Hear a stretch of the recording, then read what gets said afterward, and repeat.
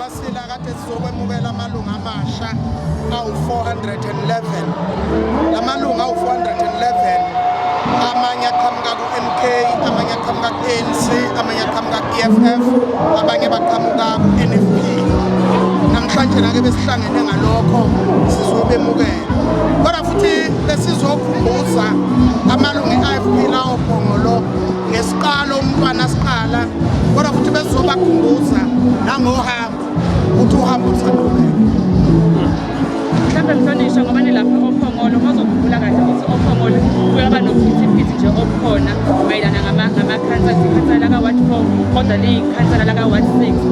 Mhlawumbe uma ubheka nje i-attendance unalo yini ithemba ukuthi ngonyaka ozayo uma ngabe siya ophethwe amalunga asophongolo ngaphinde ayithembe ukuthi IFP azoyethemba likhulu njengoba ubabona nje siyixoxile leyo nto sayilungisa sesedlula kuyo.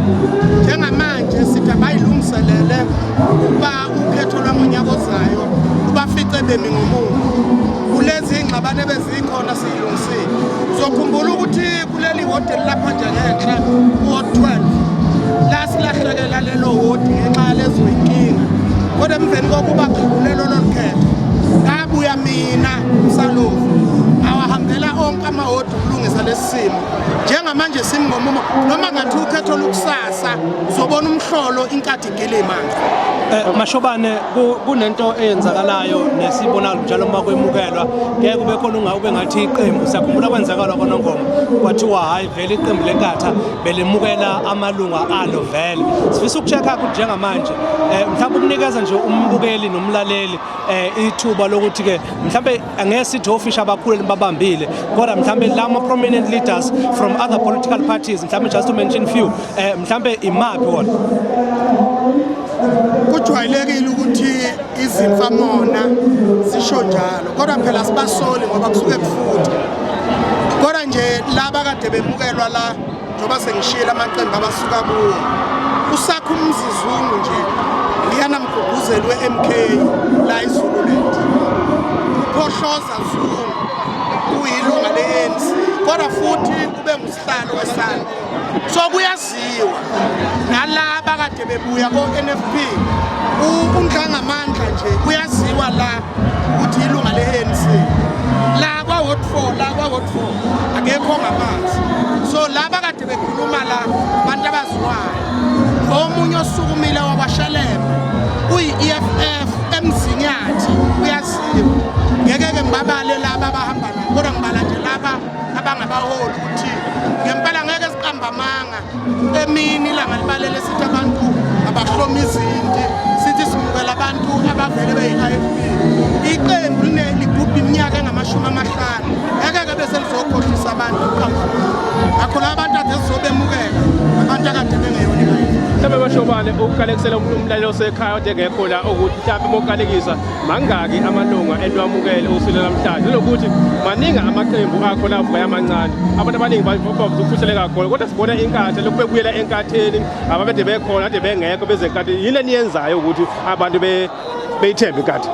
Siyakuba abantu ngithatha isinqumo la iZululand ukuthi asambe siyokhuluma nabantu sixoxe nabantu ngoba ububha bukhona ngeke ububha sibuqede kodwa masiya kubantu siyokhuluma nabo bazosizwa abantu bezekithi.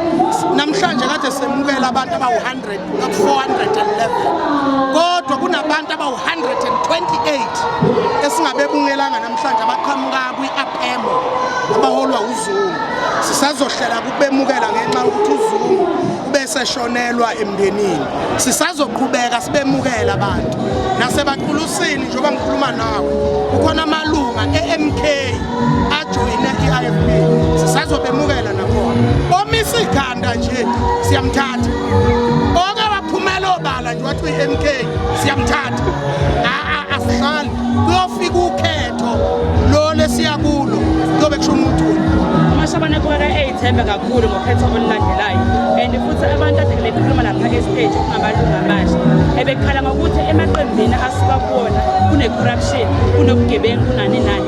Ngabe uyaqiniseka ukuthi abezophinde bekhale ngakho futhi babekhetha beningi. Kade ngiyikhuza leyo nto enkulumeni yami ngiyishilo lento yokuthi umuntu umntwana waphinda angene esungula iqembu walisungula phezu kwemigomo emithathu wathi into yokuqala ukuqotho wathi okwesibili inhlonipho wathi okwesithathu kwethembeka manje ke leyo nto abantu laba basuke besijoyini ibakhuza kulokho ukuthi yazini ukuthi ujoyina iqembu le-IFP musukungena kwi-corruption akusesiba ukuqotha usethembakele ngisho iy'kibha zethu ibhaliwe ukuthi trust us isathemba njengoba abantu begijima kokhomishane kaMadlanga ngeke we-IFP umuzi kodwa-ke siyabakhuza ukuthi akungenzeki kutholakala abaholi bethu sebehambe bevela kumakhomishane abantu ababeqotha abantu baseNingizimu Afrika bafuna abantu abaqotho hhayi abantu abazobethembisa into engekho bafuna abantu abaqotho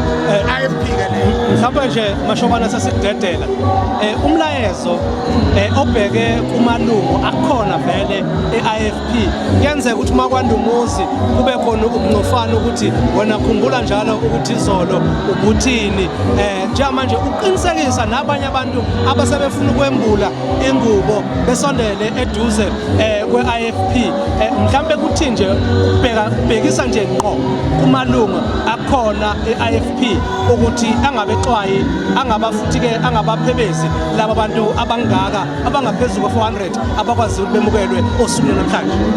Impela ngiyamemezela ngiyawuhlaba ngiyawulawula ukuthi bonke laba bantu akade sibemukele ngibhekisa kumalunga e-IFP into eyenze ukhetho singaluwini yingoba laba bantu akade sibemukela bekhe eqenjini le-IFP ngakho-ke ababemukele ngoba laba bantu esibemukelayo yibo abazokwenza i-IFP iphathe yodwa isifundazwe saKwaZulu-Natal yibo abazokwenza ukuthi bonke omasipala sibaphathe uzokhumbula ukuthi laphana kwaNongoma siphethe ngecoalition ebaQulusini siphethe ngecoalition imkhandla siyiphethe kahle kusophongolo naSondini eDumba siwuphethe umkhandla ngakho ngeke lemkhandlu ibuye uma bengekho abantu abajoyinayo ngakho ke ngiyabaxwayisa ocomrade laba be-IFP ukuthi ngempela baqinisekise ukuthi abazivula izandla abamamatheke ababemukele and laba kade sibemukela basebancane empeleni la iZululand sidinga abantu abangaphezulu ka-10,000